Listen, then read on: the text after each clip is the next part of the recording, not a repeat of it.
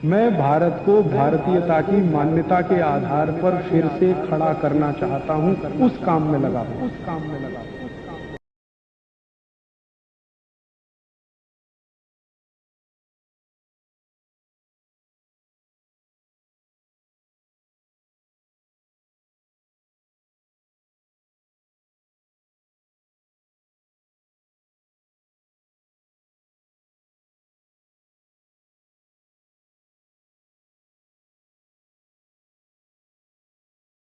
आप में से जो कार्यकर्ता भाई ग्रामीण पृष्ठभूमि के हैं, जो गांव से आए हैं, उनको भी स्वदेशी आंदोलन चलाना है। उनको स्वदेशी आंदोलन क्या चलाना है? अपने गांव में विदेशी कंपनियों की सबसे ज्यादा बिकने वाली जो चीज है वो है रासायनिक खाद, जिसको हम यूरिया कहते हैं, डीएपी कहते हैं, सुपर फॉस्फेट कहते हैं, और रासायनिक कीटनाशक जिसको एंडोसल्फान कहते हैं, मेलाथियान कहते हैं, पैराथियान कहते हैं, बेंजीन हेक्साक्लोराइड कहते हैं।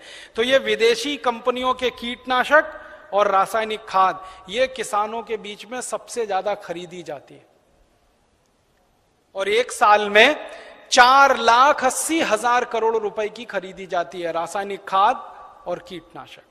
माने हमारे किसान हर साल रासायनिक खाद और कीटनाशक खरीदकर विदेशी कंपनियों को 4,80,000 करोड़ रुपए दे रहे हैं। ये भी हमको बचाना है। तो क्या करना है? किसानों को जब समझाना है जाकर गांव गांव में कि भैया ये रासायनिक खाद विदेशी है, ये मत डालो। तो किसान पूछेगा क्या डालें? तो उससे कहो गोबर की खाद डालो, ये रासायनिक खाद मत डालो। तो किसान पूछेगा जी गोबर की खाद में फायदा कम है, रासायनिक खाद में फायदा ज्यादा है। तो उसको बड़े प्रेम से समझाना है कि गोबर की खाद में ही फायदा ज्यादा है, रासायनिक खाद में फायदा तो बहुत कम है, क्योंकि रासायनिक खाद बहुत महंगी मिलती है। पहले एक कट्टा रासायनिक खाद मिलती थी 70 रुपए में, अब एक कट्टा रासायनिक खाद मिलती है 350 रुपए में, 300 रुपए में, 350 रुपए में, और कभी कभी ब्लैक हो जाए तो 500 रुपए में यूरिया। और हर साल कीमत बढ़ती जाती है। क्यों? क्योंकि ये रासायनिक खाद बनती है उन वस्तुओं से जिनको पेट्रोलियम प्रोडक्ट्स कहा जाता है, और सारे पेट्रोलियम प्रोडक्ट्स जिसको नेफ्था कहते हैं वो विदेशों से आता है। इसका पैसा पूरा विदेश में जाता है। किसानों को समझाइए ये कि बहुत महंगी पड़ती है। और इसकी महंगाई पता है दूसरी क्या है? एक बार आपने खेत में 1 कट्टा यूरिया डाल दिया तो अगली बार 2 कट्टा डालना पड़ेगा, 2 बोरे डालना पड़ेगा। और एक बार 2 बोरे पड़ गया तो अगली बार 3 बोरे डालना पड़ेगा। एक बार 3 पड़ गया तो फिर 4 डालना पड़ेगा। हर बार बढ़ता ही जाता है, बढ़ता ही जाता है, बढ़ता ही जाता है, खर्चा बढ़ता जाता है। और मालूम है रासायनिक खाद बहुत गर्म होता है। गर्म रासायनिक खाद यूरिया डीएपी आप डालते हैं, मिट्टी पूरी चटक जाती है गर्मी के कारण, तो पानी ज्यादा देना पड़ता है। गोबर की खाद लगा के खेती करें तो गेहूं की फसल लेने में 3 पानी लगता है। यूरिया डीएपी डालकर अगर गेहूं की खेती करें तो 5-6 बार पानी लगाना पड़ता है। पानी का खर्चा बढ़ जाता है। और पानी का खर्चा बढ़ेगा तो पानी तो जमीन में से ही निकालना पड़ता है। जमीन से ज्यादा पानी निकाल के आप खेतों में डालते रहेंगे तो पानी का तल नीचे नीचे नीचे नीचे होता चला जाता है। पहले पानी 25-30 फुट पे मिलता था, अब पानी 900 फुट तक नहीं मिलता खेतों में। तो किसानों को समझाइए कि यूरिया डालने से बड़ा भारी नुकसान है। एक तो हर साल खाद की मात्रा बढ़ानी पड़ती है, खर्चा बढ़ता है। दूसरा, हर साल पानी की मात्रा बढ़ानी पड़ती है, वो खर्चा बढ़ता है। और जहां पानी निकालने के लिए बिजली नहीं है वहां डीजल पंप चलाना पड़ता है, तो डीजल का खर्चा बढ़ता है। और डीजल कभी भी महंगा होता रहता है। एक जमाने में 7 रुपए लीटर मिलता था डीजल, अब 35 रुपए लीटर। 2-4 दिन के बाद ये 40 रुपए लीटर होने जा रहा है। फिर हो सकता है 1.5 साल में 100 रुपए लीटर हो जाए। किसान कहां जाएगा? मर जाएगा वो तो डीजल का खर्चा करते करते। और फिर एक और नुकसान होता है कि ये यूरिया डीएपी जब हम खेत में डालते हैं तो मिट्टी में ये केमिकल घुल जाते हैं, और मिट्टी में घुल गए तो पौधे की जड़ में आ जाते हैं, पौधे की जड़ से पौधे के तने में आ जाते हैं, पौधे के तने से पौधे के फल में आ जाते हैं, पौधे के फल में आ जाते हैं तो फिर वही फल हम खाते हैं, हमारे शरीर में आ जाते हैं।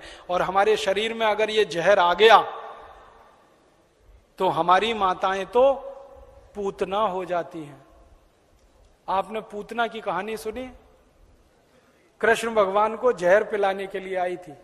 आज हमारी माताओं के दूध में जहर आ चुका है, अपने अपने बच्चों के लिए वो पूतना की स्थिति में है। आज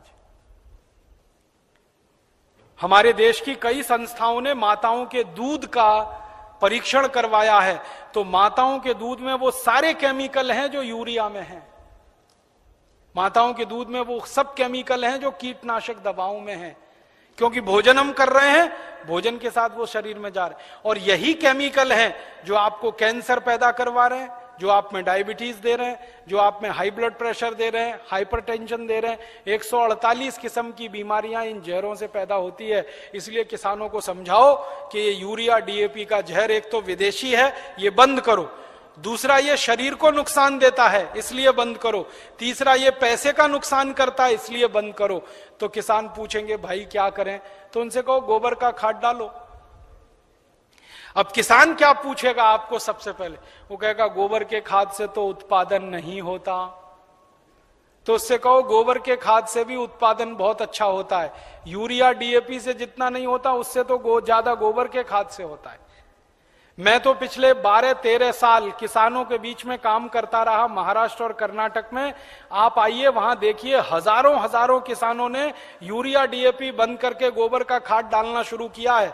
और जिस किसान के यूरिया डीएपी के खेत में 1 एकड़ में 20 से 25 मीट्रिक टन गन्ना होता था, आज उस किसान के खेत में गोबर का खाद डालने से 90 से 100 मीट्रिक टन गन्ना हो रहा है, कम नहीं होता है। जिन किसानों के खेत में यूरिया डीएपी डालने से 1 एकड़ में 12 कुंटल गेहूं होता था, आज उनके खेत में गोबर का खाद डालने से 20 से 22 कुंटल गेहूं हो रहा है। जिन किसानों के खेत में यूरिया डीएपी डालने से 1 एकड़ में 2.5 कुंटल कपास होती थी, आज उन किसानों के खेत में गोबर का खाद डालने से 7 कुंटल एकड़ का कपास हो रही है। ऐसे एक नहीं, हजारों किसान हैं महाराष्ट्र में, कर्नाटक में, थोड़ा अगर चलेंगे तो छत्तीसगढ़ में बहुत किसान है। 12 साल मैंने बहुत काम किया किसानों के बीच, जा जाके उनको ये सब सिखाया। गोबर की खाद से उत्पादन ज्यादा मिलता है यूरिया डीएपी की तुलना। क्यों मिलता है वो जानना चाहिए। बहुत बहुत बढ़िया बात है, जो आप जान लो तो आप किसानों को समझा सकते। गोबर की खाद जब हम खेत में डालते हैं तो होता क्या है, गोबर जो है ना कई तरह के जीव जंतुओं का भोजन है। यूरिया जो है वो भोजन नहीं, जहर है। आपके खेत में एक जीव होता है जिसको केंचुआ कहते हैं।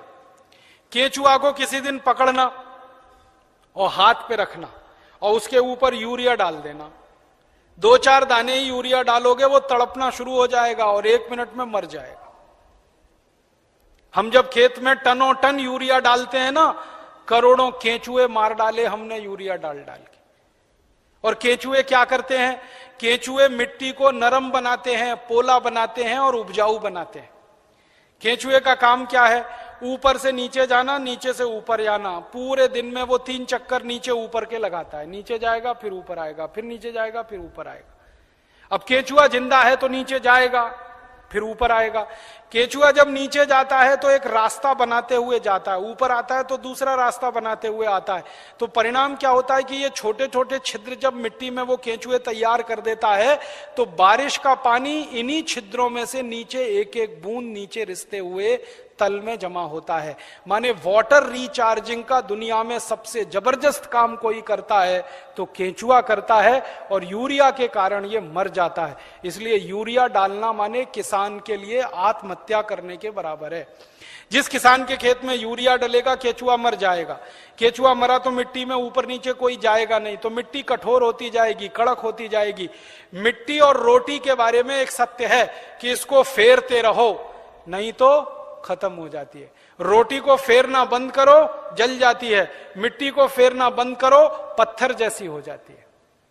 मिट्टी को फेरने का मतलब समझते हैं, ऊपर की मिट्टी नीचे, नीचे की मिट्टी ऊपर, ऊपर की नीचे, नीचे की ऊपर। ये केंचुआ ही करता है और कोई नहीं कर सकता। केंचुआ तो किसान का सबसे बड़ा दोस्त है। मैंने इसका हिसाब निकाला था, एक केंचुआ साल भर अगर जिंदा रहे तो 36 मीट्रिक टन मिट्टी को उठक पटक कर देता है, ऊपर से नीचे, नीचे से ऊपर, एक केंचुआ साल भर में। और उतनी ही मिट्टी को ट्रैक्टर से उलट पलट करना पड़े तो कम से कम 100 लीटर डीजल खर्च होता है, और 100 लीटर डीजल 3600 रुपए का आता है। माने एक केचुआ हर आदमी का 3600 रुपए बचा रहा है। ऐसे करोड़ों केचुए हैं, पता सोचो कितने हजार करोड़ रुपए बच रहे हैं इस देश में। इसलिए गोबर का खाद डालने से फायदा क्या होता है? रासायनिक खाद डालो केचुआ मर जाता है, गोबर का खाद डालो केचुआ जिंदा हो जाता है, क्योंकि गोबर केचुए का भोजन है। केचुए को भोजन मिले तो वो अपनी जनसंख्या बढ़ाता है, और इतनी तेज बढ़ाता है कि कोई नहीं बढ़ा सकता। भारत सरकार कहती है हम दो हमारे दो, केचुआ नहीं मानता उस बात को। एक एक केचुआ 50-50 हजार बच्चे पैदा करके मरता है, 50-50 हजार। एक जाति का केचुआ तो मैंने देखा 1 लाख पैदा करता है बच्चे, तब मरता है।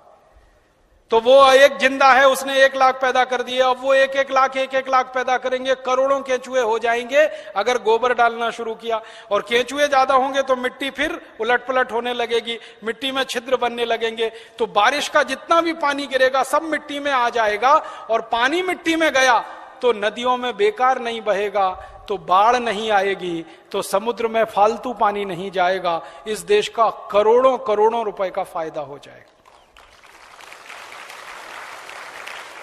इसलिए आप किसानों को समझाओ गोबर की खाद डालो। फिर कुछ किसान कहेंगे जी उत्पादन होगा क्या? उनसे कहना गारंटी मेरी, गारंटी भारत स्वाभिमान ट्रस्ट की। थोड़े दिन में भारत स्वाभिमान ट्रस्ट की तरफ से हम किसानों को कहेंगे कि आप बिंदास गोबर की खाद डालो, गारंटी हमारी, 1 ग्राम भी उत्पादन कम नहीं होगा। कैसे कम नहीं होगा? डालने का तरीका है।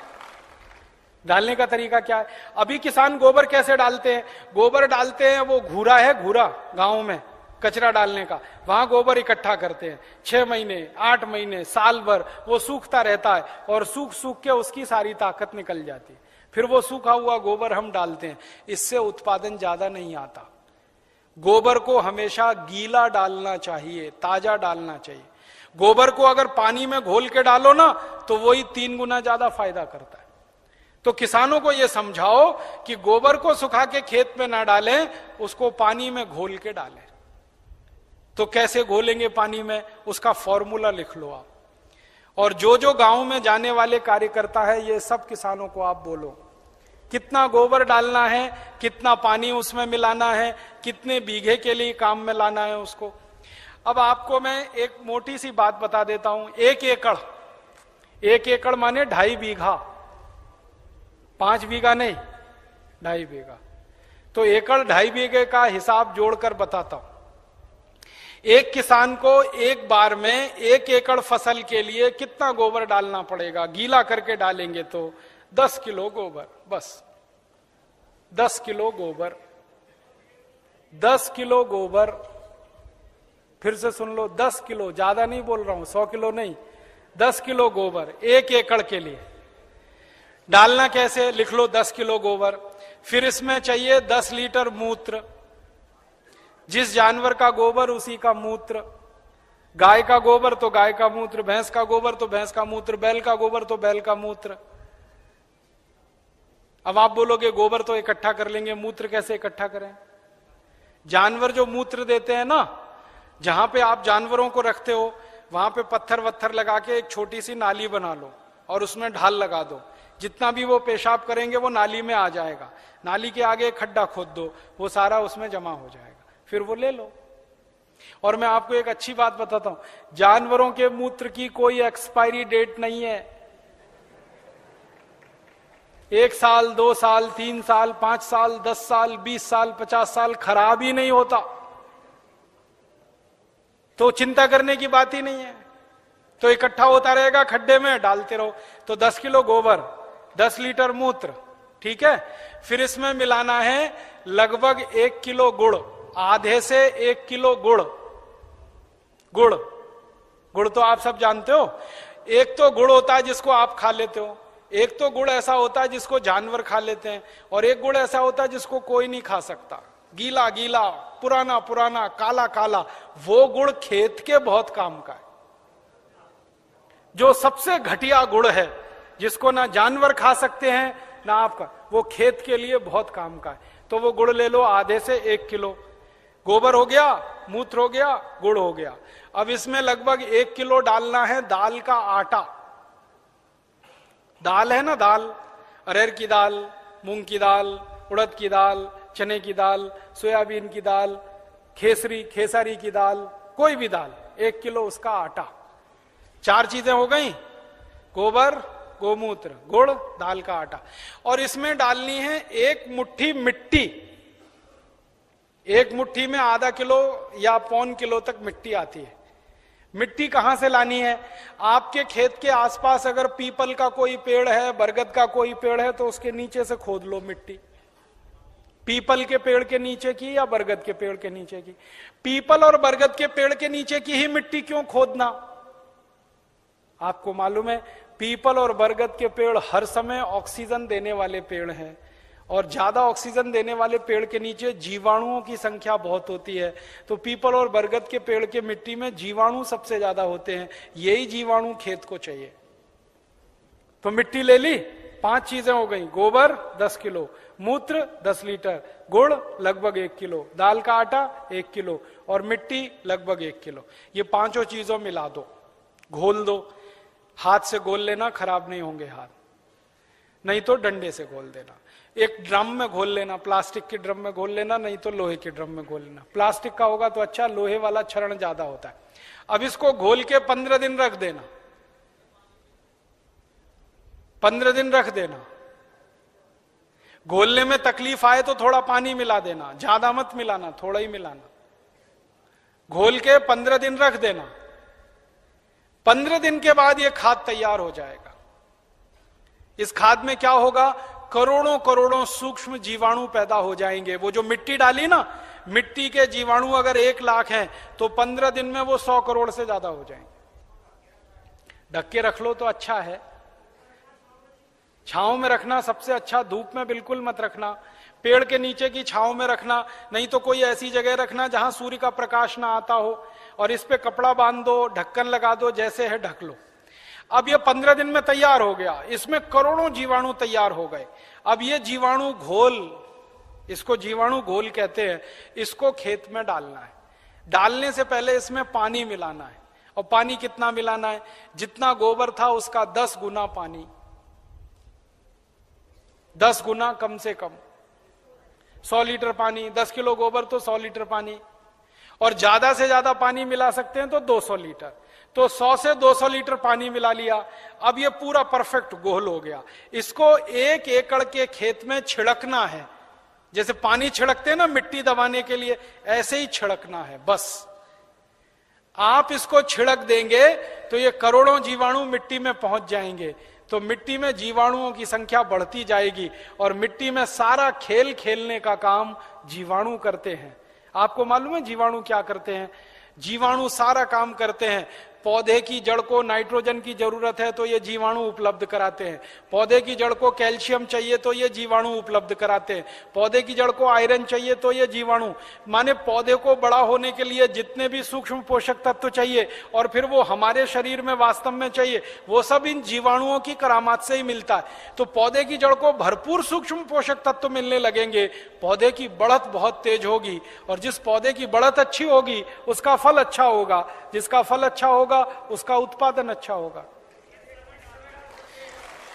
अब इसमें समय लिख लो, कितनी बार डालना, कब डालना। सबसे अच्छा तरीका यह होता है कि खेत को जब जोतने की तैयारी करें ना, जोतें, बीज डालने से पहले खेत जुताई होती है ना, खेत जुताई करते ही 1 दिन डाल दो। आज जुताई किया, कल डाल दो, जुताई करके डाल दो। ये पहली बार, ठीक है। फिर इसके डालने के 2-3 दिन बाद या 4 दिन बाद या 5 दिन बाद बुआई कर दो। है कितना डाल सकते हैं बताया ना? 1 एकड़ में जितना तैयार हुआ 200 लीटर वो। तो आपने इसको जोत के 1-2 दिन में डाल दिया, फिर बीज बो दो। बीज बोने के 21वें दिन में फिर डाल देना। आज बीज बोया तो ठीक 21 दिन बाद एक बार फिर डाल देना। क्या होता है ना, बीज में से अंकुरण होता है, और अंकुरण होने के 21वें दिन तक वो मिट्टी की ताकत से बढ़ता है। फिर 21 दिन के बाद वो सूर्य की ताकत से बढ़ना शुरू हो जाता है, फोटोसिंथेसिस जिसको कहते हैं, प्रकाश संश्लेषण की क्रिया। सूर्य ताप से खाना बनाना शुरू कर देता तो बढ़त तेज हो जाती। तो और आप मोटी सी एक बात याद रखो कि हर 21वें दिन पे डाल देना। आज डाला, 21 दिन बाद डाला, फिर 21 दिन बाद डाला, फिर 21 दिन बाद डाला, तो एक फसल अगर आप समझ लो 4 महीने की है तो लगभग 5 बार डालना पड़ेगा। कोई फसल 6 महीने की है तो 7-8 बार डालना पड़ेगा। 8 महीने की है तो 10-1 बार डालना पड़ेगा। अब इसमें खर्चा क्या है? जानवर अगर घर के हैं तो गोबर फोकट का, मूत्र फोकट का, गुड़ मैं कह रहा हूं सबसे सड़ा हुआ जिसको फेंक देते हैं वो भी फोकट में मिल जाएगा। पानी तो फोकट का है ही, थोड़ा दाल वाल लेना पड़ेगा तो उसका खर्चा आएगा, लेकिन किसान अगर दाल पैदा करता है तो वो भी घर की हो जाएगी। माने खाद बनाने का खर्चा लगभग 0 आएगा। मेहनत लगेगी, पूंजी में पैसा कम से कम खर्च होगा। और ये खाद जो तैयार होगी इसमें जबरदस्त क्वालिटी है, क्योंकि इसमें कैल्शियम भरपूर, आयरन भरपूर, फास्फोरस भरपूर। क्या क्या इसमें है? गोबर है, गोबर में कैल्शियम है, आयरन है, सल्फर है, सिलिकॉन है, कोबाल्ट है, मैग्नीशियम है, मैग्नीज है, 18 सूक्ष्म पोषक तत्व हैं जो चाहिए मिट्टी को। फिर गुड़ है, गुड़ में जबरदस्त फास्फोरस है, गुड़ में जबरदस्त कैल्शियम है, फिर मूत्र में ये सब है। तो जो सूक्ष्म पोषक तत्व हमें चाहिए वही मिट्टी को चाहिए, वो सब इस खाद में भरपूर हैं। यूरिया में नहीं है, डीएपी में नहीं है। यूरिया में कैल्शियम नहीं है, डीएपी में कैल्शियम नहीं है। और कैल्शियम सबसे प्रमुख आधार है मिट्टी के लिए, क्योंकि खेत में कैल्शियम होगा तो पौधे में होगा, पौधे में होगा तो फल में होगा, फल में होगा तो भोजन में होगा, भोजन में होगा तो शरीर में होगा, शरीर में होगा तो हड्डियां मजबूत, हड्डियां मजबूत तो शरीर मजबूत। ये सारा साइकिल इसी कैल्शियम के उस पे है। तो ये तो गोबर की खाद से ही मिलेगा, यूरिया डीएपी से मिलने ही वाला नहीं है। तो किसान को ये समझाइए आप। अब आपको समझ में आ गया, हर 21 दिन में डालना है। जबरदस्त फसल आएगी। पहली बार जब आप डालोगे ना तो किसान थोड़ा झिझक करेगा, उसको भरोसा नहीं है, विश्वास नहीं है, तो उसको कहना कि भाई तुम डालो, नुकसान तुम्हारा नहीं होगा। मैंने बहुत किसानों का हिसाब निकाला है, खराब से खराब खेत में जब गोबर का खाद डालते हैं ना तो गेहूं का उत्पादन पहले साल की तुलना में थोड़ा ही कम आता है, लेकिन उत्पादन जितना कम आता है उससे ज्यादा खर्चा बच जाता है, तो वो बराबर मामला बैठता है। हम यूरिया डीएपी में खर्चा करते हैं हजारों रुपए का, तब उत्पादन लेते हैं। यहां खर्चा ही नहीं है, थोड़ा उत्पादन कम भी हुआ तो फायदा ही है, नुकसान कुछ नहीं। इसलिए किसी किसान का नुकसान नहीं। और 2-3 साल लगातार आपने डाल दिया तो उत्पादन बढ़ना शुरू हो जाता है, लगातार बढ़ता है। और 10-12 साल में तो कई खेत ऐसे हैं जहां उत्पादन सीधे डबल हो जाता है, 100% की बढ़ोतरी हो जाती है। नहीं, छानने की जरूरत नहीं है, ऐसे ही डालो। उसमें जितना कचरा है सब खेत में जाने दो, क्योंकि कचरे में जीवाणुओं की संख्या और तेजी से बढ़ेगी। छानने की जरूरत नहीं है। अब आप डालोगे कैसे, ये प्रश्न है। तो उसके लिए 4 विधि है। पहली विधि ये है कि सीधे डब्बा लो और छिड़काव करो खेत पे, भरो और छिड़क दो, भरो और छिड़क दो। अब कहोगे जी खेत बहुत बड़ा है, ये तो नहीं चल सकता। तो दूसरा तरीका बताता हूं, खेत में पानी लगाते हैं ना, पानी में डाल दो। नाली में से पानी जा रहा है ना, एक टंकी में भर के ये खाद रख दो, उसमें नल लगा दो, टोटी खोल दो, टपक टपक पानी में गिरता रहेगा, खेत में चला जाएगा। ये दूसरा तरीका। तीसरा तरीका ये है कि अगर किसी के घर में जानवरों की संख्या ज्यादा है तो गोबर ज्यादा होगा उसके पास, तो थोड़ा सा गोबर तो इसमें इस्तेमाल हुआ, बचे हुए गोबर का क्या करेंगे?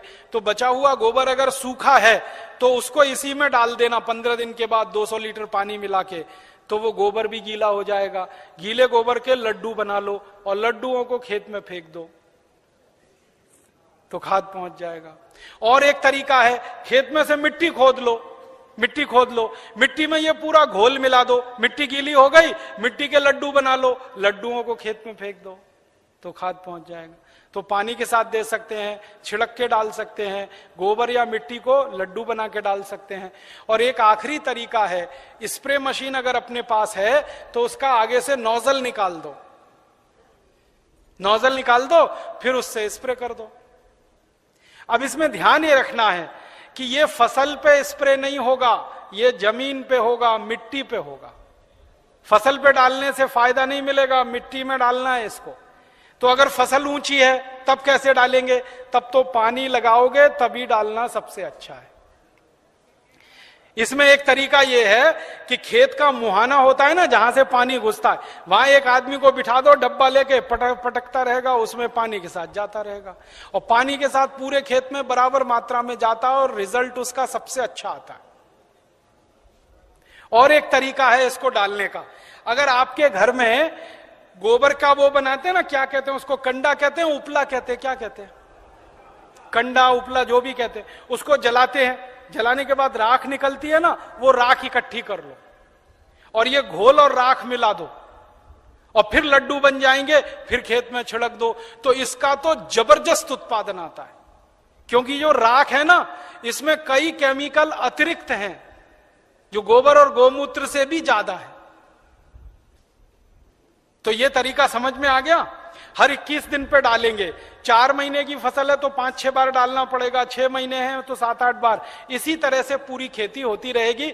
गोबर किसी भी जानवर का, गाय का हो, भैंस का हो, बैल का हो, बकरी बकरे का हो, गधे घोड़े का हो, हाथी ऊंट का हो, कोई भी हो, सब चलेगा। मूत्र भी किसी जानवर का, ठीक है, और आधा आधा मिले तो वो भी चलेगा।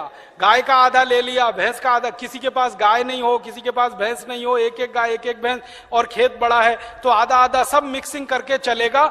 बस एक ही सावधानी रखना कि जो जो गाय का गोबर लो तो वो देशी गाय हो तो अच्छा होगा, जर्सी का फायदा पूरा नहीं करेगा, और जर्सी का ही गोबर है तो उसमें देशी का मिला लेना, नहीं तो कोई फायदा नहीं करेगा। जर्सी गाय है, उसका गोबर है, उसमें देशी गाय का 1-2 किलो गोबर मिला लेना, वो वैसे ही काम करता है जैसे 100 किलो दूध में 1 चम्मच दही डालो तो पूरा दूध दही हो जाता है। वैसे ही 100 किलो जर्सी गाय के गोबर में 1 किलो देशी का डाल दो तो देशी गाय के जीवाणु अपनी संख्या अपने आप बढ़ा लेते हैं। और धीरे धीरे मेरी बात मानो तो जर्सी गाय बेचते जाना, देशी लेते जाना, क्योंकि ये जर्सी गाय के दूध में दम नहीं है। आपको मालूम नहीं है, दुनिया में भारत को छोड़कर जर्सी गाय का दूध कोई देश नहीं पीता। डेनमार्क में सबसे ज्यादा जर्सी गाय है, डेनमार्क वाले दूध ही नहीं पीते। क्यों नहीं पीते? कैंसर होने की संभावना है जर्सी गाय के दूध से, घुटनों का दर्द तो तुरंत हो जाता है, बड़ी बड़ी बीमारियां होती हैं। और जर्सी गाय को एक खतरनाक बीमारी होती है, मैड काउ डिसीज, उस बीमारी के चक्कर में दूध भी उसका प्रदूषित होता है, इसलिए जर्सी का दूध दुनिया में कोई नहीं पीता। डेनमार्क की सरकार तो दूध ज्यादा होने पर समुद्र में फेंकवा देती है। आपको सुनकर हैरानी होगी, डेनमार्क में दूध बहुत है, चाय बिना दूध की पीते हैं सबके सब, क्योंकि वो दूध उनको खराब लगता है। तो जर्सी गाय बेच के देशी लेते जाना, भैंस हो तो उसका तो चल जाएगा, बैल का चल जाए। अब एक आखिरी चीज और बता दूं, उसको आप लिख लो। ये तो हुआ खाद। अब किसान कहेगा कीड़ा लग गया तो, कीड़ा लग सकता है ना, तो उसका भी एक फॉर्मूला लिख लो। कीड़ा अगर लगता है, कीट लगता है, तो उसकी दवा भी हम खुद बना के छिड़क सकते हैं, पैसा खर्च करने की जरूरत नहीं। कीड़ा मारने की दवा कैसे बनेगी? 20 लीटर जानवरों का पेशाब ले लो, गाय का, बैल का, भैंस का, 20 लीटर, ठीक है? ये 1 एकड़ के लिए बता रहा हूं। फिर इसमें 2.5-3 किलो नीम के पत्ते की चटनी डाल देना, नीम के पत्ते की चटनी, नीम का पत्ता है, पीस के चटनी बना के डाल देना, 2.5-3 किलो। और आकड़ा देखा है, आकड़ा, आकड़ा के पेड़ के पत्ते की भी चटनी डाल देना, 2.5-3 किलो। आकड़ा, आक कहते हैं, आक, कुछ लोग अकौआ कहते हैं उसको, आक, आकड़ा, अकौआ, हाँ वही जो हनुमान जी पे चढ़ाते हैं, जिसमें सफेद सफेद दूध निकलता है। और एक तीसरा पत्ता है, सुनो सुनो भाई, एक तीसरा पत्ता है बेशरम। बेशरम जो है ना, अक्सर गांव में घुसते हैं ना, तो दोनों तरफ किनारे किनारे लगा रहता, पान के जैसा पत्ता, बैगनी रंग का फूल आता है, उसमें ना खुशबू होती है ना कुछ होता है, बिना पानी के बिना बीज के होता है, इसलिए बेशरम कहते हैं। तो 2-2.5 किलो ले लो। और एक पत्ता है आपके गांव में अगर मिले तो, सीताफल का पत्ता, शरीफा जिसको कहते हैं, सीताफल शरीफा, उसका पत्ता 2-2.5 किलो ले लो। और अगर गांव में मिल जाए ना तो वो घास आती है ना, कांग्रेस घास, उसको चटनी बना के डाल दो 2-2.5 किलो। और इसमें थोड़ा सा खूब तीखी लाल मिर्च हो, हरी मिर्च हो तो वो पीस के डाल दो 250-300 ग्राम। लहसुन पीस के डाल दो आधा किलो के करीब। गाजर घास, वही। और मैं आपको एक मोटी सी बात बताता हूं, वो याद रखो। जिन जिन पत्तों को गाय नहीं खाती, फिर से सुनो, जिन जिन पत्तों को गाय नहीं खाती और आपके गांव में उपलब्ध है, वो सब पत्ते पीस के डाल दो इसमें। गाय को खिला के देख लो, खा रही है तो नहीं डालना, नहीं खा रही है तो पीस के डाल देना है। मोटी बात याद रखो। तो 3-4 तरह के पत्ते डाल दिए, थोड़ा लहसुन डाल दिया, थोड़ा मिर्ची डाल दी, 20 लीटर मूत्र में डाल के इसको उबालना है, गर्म करना। उबाल के ठंडा कर लो, ठंडा करके 200 लीटर पानी मिला दो। अब ये दवा तैयार हो गई, कीटनाशक। इसको स्प्रे कर दो किसी भी फसल पे, तो 48 घंटे माने 2 से 3 दिन में सारे कीट खत्म कर देता है। 1 पैसे का खर्चा नहीं होता, बाजार से कुछ नहीं लाना पड़ता। ये हर फसल में काम आता है, गेहूं में, चावल में, चने में, दाल में, मटर में, गन्ने में, हर तरह की फसल में ये उपयोग हो सकता है। तो कीटनाशक दवा बनाने का आपको मालूम, खाद बनाने का आपको मालूम। अब यूरिया, डीएपी और एंडोसल्फान गांव गांव से हमें बंद कराना है। 4,80,000 करोड़ रुपए किसानों का बचाना है, 2,32,000 करोड़ रुपए शहर वालों का बचाना है। ये दोनों मिला दें तो करीब 7-8 लाख करोड़ रुपए देश का हम बचा सकते हैं स्वदेशी आंदोलन की ताकत से। और बाहर से जो इंपोर्ट हो रहा है करीब 7 लाख करोड़ का, अगर पक्के स्वदेशी वाले लोग हो जाएं तो इंपोर्टेड चीजें भी बंद हो सकती हैं। 14 लाख करोड़ का फायदा, माने इतना बड़ा फायदा हम पूरे देश को दे सकते हैं अपने स्वदेशी आंदोलन और अभियान से। इसलिए स्वदेशी आंदोलन और अभियान को गांव गांव जाके चलाना है। और आपको इसके लिए उस जमाने में लोकमान्य तिलक ने जैसा परिश्रम किया, महात्मा गांधी ने जैसा परिश्रम किया, विपिन चंद्र पाल ने जैसा परिश्रम किया और क्रांतिवीरों ने जैसे परिश्रम किया, वैसा ही परिश्रम आपको करना है। ताकि क्या होगा, जैसे आज हम लोकमान्य तिलक का नाम याद रखते हैं अपने देश के लिए, अपनी सभ्यता के लिए, अपनी आजादी के लिए, वैसे ही आपका नाम आने वाली पीढ़ियां याद रखेंगी इस देश के दूसरे स्वदेशी आंदोलन के लिए। ऐसा कहकर मैं आपका आभार व्यक्त करता हूं, बहुत बहुत आपको धन्यवाद देता हूं।